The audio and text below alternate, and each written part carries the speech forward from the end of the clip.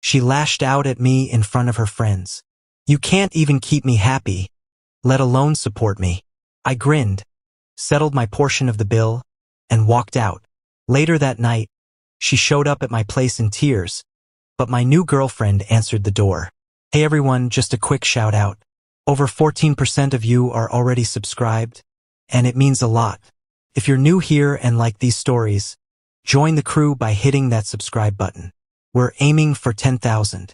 Alright, I know this sounds intense, but stick with me. This story is wild. My ex-girlfriend, Natalie, and I were together for about 8 months. I'm 25, she's 24. Things were great at first, but the past few months, she started getting pushy about money and criticizing my lifestyle. I'm a plumber and run my own company. I earn solid money, but Natalie always seemed uneasy when people asked about my job. She's a full-time manager at a high-end boutique downtown, surrounded by luxury all day. We'd been living together in my house, which I own outright, for about 4 months. Lately, though, Natalie kept hinting about moving to a fancier place or a trendier neighborhood. Everyone at work lives in those new downtown lofts, Jake. They're so much nicer than here. Babe, this house is paid off. Why would we rent somewhere else? It's not just about money. It's about status. The trouble escalated when she started hanging out with a new group of girls from her job, all dating guys with corporate gigs. Suddenly, Natalie acted ashamed of being with a plumber. Why can't you have a regular job like everyone else? Natalie, I own my own company. I make more than most. It's not about the money. It's about how it looks. I should have ended it then, but I figured she'd come around. Last Friday, Natalie texted me about going to a fancy new restaurant downtown, the kind where a burger costs $40. I agreed even though it's not my vibe. Awesome. I invited Lauren and Chloe from work, plus their boyfriends. You'll finally meet them. That raised a red flag, but I went along. Saturday night, we met at the restaurant. Lauren and Chloe arrived with their boyfriends, exactly as you'd imagine. Buttoned-up shirts, chatting about their desk jobs and stock portfolios. This is my boyfriend, Ethan, Lauren said. He's in digital advertising. And this is Dylan, Chloe added. He's in corporate accounting. Then came my introduction. This is my boyfriend, Jake, Natalie said, her tone flat. He runs a maintenance business. Maintenance business, not plumbing company. Maintenance business. Dinner was awkward. Ethan and Dylan kept droning on about their careers, asking vague questions about my work. Natalie deflected whenever they got specific. Jake handles upkeep for commercial properties, she said when Dylan pressed. It's technically true, but it made me sound like a handyman instead of a business owner. Halfway through the meal, Ethan started talking about a trip he's planning with Lauren. We're eyeing the Bahamas for a long weekend, all-inclusive resort. That sounds amazing, Natalie said. Jake and I don't do stuff like that. I shot her a puzzled look. We talked about going to Belize. You said to wait until summer. That's different. It's not a real getaway. What makes a getaway real? You know, somewhere upscale, with luxury resorts and top-notch service. Belize has luxury resorts. It's not the same, Jake. Lauren chimed in. Ethan surprised me with the trip for our 6-month anniversary. It's so nice having someone who knows how to treat you. The comment lingered. I saw where this was headed. Must be nice, Natalie said, staring right at me. Chloe piled on. Dylan took me to Sonoma last month. Wine country is so romantic. Way better than hiking or whatever. Exactly, Natalie said. Some guys know how to plan proper dates. Natalie, we've been on plenty of great dates. Like what? That weekend at the cabin? The concert in town? Dinner at Antonio's last month? Those aren't the same. How are they not the same? Because they're not impressive. They're just ordinary. Ethan and Dylan watched like it was a reality show. Lauren and Chloe exchanged glances. Natalie, maybe we should discuss this later. No, let's do it now. I'm tired of acting like everything's fine. What's not fine? Our relationship, Jake. Our future. What's wrong with our future? What future? You're happy just running your little maintenance company forever. It's not a little company. It's thriving. Thriving compared to what? Compared to most businesses. I do well. Define well. I was getting frustrated. I make good money, Natalie. You know this. How good? The table went silent. Everyone stared. Natalie, what do you want me to say? I want you to admit your limits. My limits.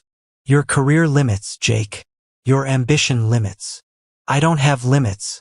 I run a successful business. Natalie glanced at her friends, then back at me.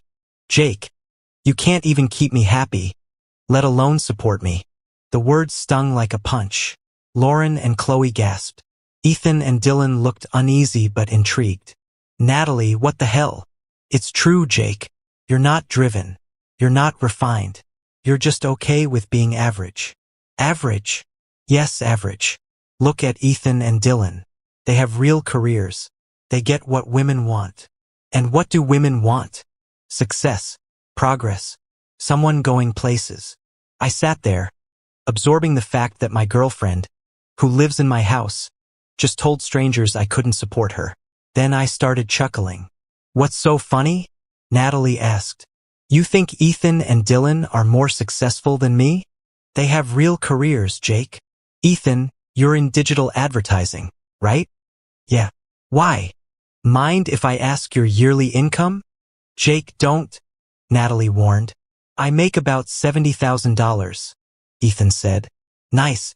Dylan, you? Around $85,000. Cool. So, Natalie, since you think I can't support you, want to know what I made last year? Jake, stop. $160,000. The table went quiet. That's not possible, Chloe said. It is. Plumbing is lucrative. Emergency repairs, commercial contracts, new builds. I'm booked months in advance. Lauren looked stunned. You make twice what Ethan does. Yeah. But apparently that's not enough because it's not classy enough. Natalie's face turned scarlet. Money isn't everything, she muttered. You just said I can't support you. Sounded like money mattered a minute ago. It's not about money. It's about perception. Perception? Yes, perception. What am I supposed to say when people ask what my boyfriend does? You say your boyfriend owns a successful plumbing company and earns 6 figures. It's not the same. You're right. It's better because it's actual success, not just a shiny title. I flagged down the waiter. Can I get the check? Jake, what are you doing? Paying for my meal and leaving. You can't just leave. Watch me. The waiter brought the bill, $150 for 6 people. I figured my share, 2 drinks and the chicken, about $35 with tip. Jake, you always cover our dates, Natalie said softly. You just said I can't support you. Guess I'll stop trying. I dropped $40 on the table and stood. Thanks for dinner, everyone. Good luck with the rest of the bill. Jake, sit down. Don't make a scene. I'm not making a scene. I'm leaving. You and your classy friends can handle the rest. I left the restaurant feeling like I'd escaped a trap. At home, I sat on my couch, replaying the night. Natalie had been living in my paid-off house, eating food I bought, sleeping in my bed, and just told people I couldn't provide for her. My phone buzzed around 11 p.m. texts from Natalie. Jake, I'm sorry. I didn't mean it. Lauren had to cover my share of the bill. Can you Venmo me? Please answer. I'm getting an Uber home. We need to talk. I ignored them. She got home around midnight and tried talking, but I locked myself in my bedroom. Sunday morning, she was gone, leaving a note saying she'd stay at Lauren's for a few days while I calmed down. Sunday afternoon, I was at the hardware store buying supplies when I bumped into Sarah, an old high school friend. We'd lost touch after graduation. Jake. Oh my gosh. How are you? Sarah, hey. I'm good. You? Just moved back to town. I'm a nurse at the hospital. We chatted for an hour in the parking lot, catching up. Sarah was sharp, funny, and grounded. Nothing like Natalie. We should get coffee sometime, she said. I'd like that. We swapped numbers and planned to meet Tuesday.